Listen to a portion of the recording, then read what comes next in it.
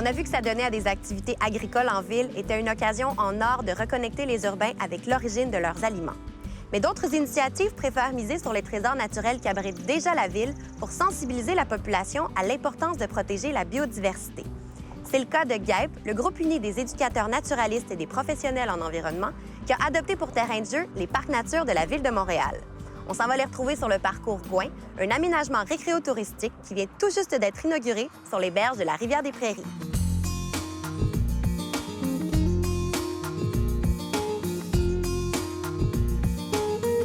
Fort d'un partenariat presque historique avec la Ville de Montréal, GAEP célèbre cette année 25 ans d'éducation en plein air.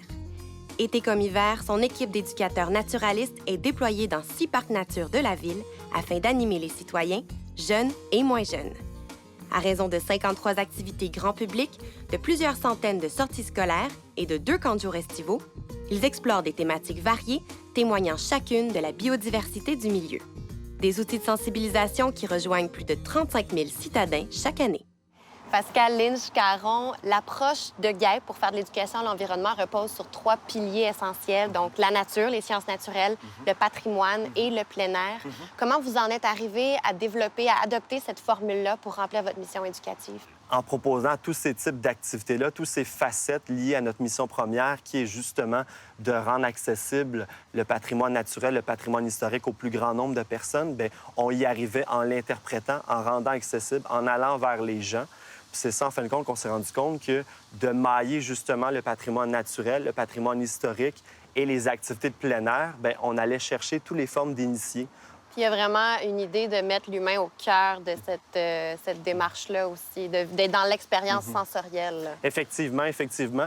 À chacune de nos débuts d'activité, on pose des questions aux gens, aux participants. On veut les mettre en situation d'écoute. On demande, en fin de compte, aux participants que leurs 5 sens soient éveillés. Donc, même en pratiquant du ski de fond, on peut être ouvert à écouter, en fin de compte, les oiseaux. Même en étant assis ici en ce moment à une table de pique-nique, bien, on écoute aussi le courant des vagues ici de la rivière des Prairies. On écoute les oiseaux, on écoute les passants. Donc, on est ouvert. C'est vraiment une expérience immersive qu'on propose. Évidemment, on ne peut pas passer à côté du lieu où on se trouve en ce moment, qui est le parcours récréo-touristique Gouin, dont vous êtes un partenaire important, qui a été inauguré il y a quelques semaines ici dans l'arrondissement Antique-Cartierville. Pouvez-vous nous dire quelques mots sur ce projet? Le parcours Gouin, c'est un lieu de diffusion où on propose des activités durant 4 saisons, donc des activités sportives, de plein air, culturelles, environnementales et aussi historiques. Le but étant de rendre accessible ce lieu-là et que ça devienne une vitrine éducative et environnementale pour adopter de meilleurs comportements éco-citoyens. Puis au-delà des activités que vous offrez au grand public au cours de l'année, vous avez aussi une formule camp de jour. Donc, qu'est-ce qui est offert aux participants, aux enfants pendant ces 2 semaines-là? Lors de ces camps de jour-là, il y a plusieurs activités qui sont données, des activités éducatives, donc des jeux encadrés. Donc, on se met à faire, par exemple, plus souvent qu'autrement, on fait l'activité vie sous roche. Donc, on part, en fin de compte, à la découverte d'un terrain avec un groupe dirigé. On demande aux jeunes, on dit là, on va circonscrire un terrain, on va faire un inventaire biologique. Et par la suite, on soulève les roches, les feuilles, le dessous des arbres, on brasse un peu le sous-bois. Puis on collecte tous ces éléments, en fin de compte, biologiques-là dans un aquarium. Et là, par la suite, on demande aux jeunes d'identifier des bestioles, des espèces qu'ils ont trouvées. Puis ça leur permet vraiment d'avoir un contact privilégié.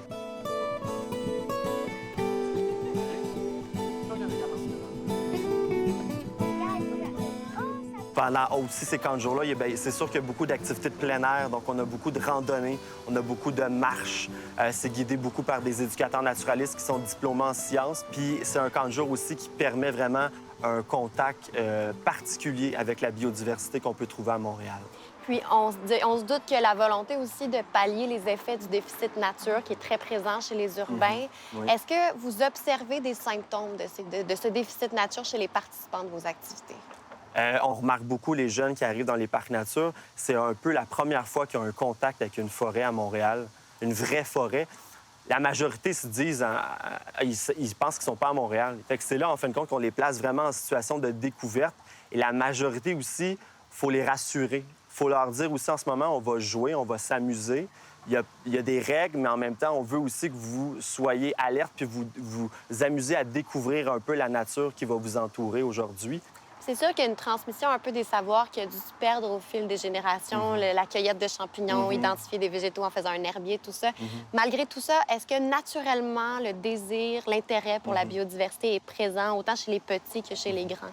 Je pense que ça tend à augmenter davantage avec les dernières années. Les gens ont un désir de vouloir en apprendre davantage, de vouloir s'informer davantage. Il y a beaucoup de choses qui circulent sur l'environnement.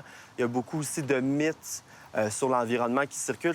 Donc, je pense que les gens ont besoin de confronter leur connaissance sur l'environnement, de confronter leur connaissance sur les sciences de la nature, sur la nature qui se trouve à proximité de chez eux, parce que justement, cette nature-là, ça nous représente nous-mêmes en tant qu'humains.